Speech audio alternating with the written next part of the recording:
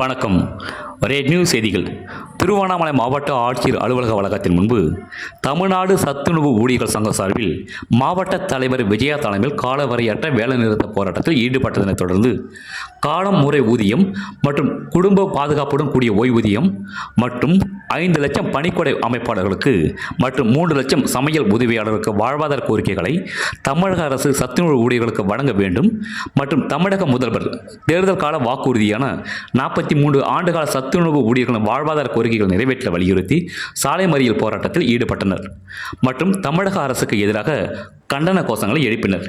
இதனைத் தொடர்ந்து மாவட்ட செயலாளர் மீனாட்சி, மாவட்ட பொருளாளர் புதுரான் மற்றும் மாவட்ட நிர்வாகிகள் உள்ளிட்ட அரசு ஊழியர் சங்க மாவட்ட தலைவர் பரிதிமால் கலைஞன் உள்ளிட்ட மறியல் போராட்டத்தில் ஈடுபட்ட 1000க்கும் மேற்பட்ட சத்துணவு ஊழியர்களை போலீசார் கைது செய்து தனியார் திருமண மண்டபத்தில் அடைத்தனர். ரேட் நியூஸ் தமிழ் செய்திக்காக திருவண்ணாமலை மாவட்ட செய்தியாளர் குப்பன். செய்திகளை உடனுக்குடன் தெரிந்து கொள்ள ரேட் நியூஸ் தமிழ் சேனலை சப்ஸ்கிரைப் செய்யவும்.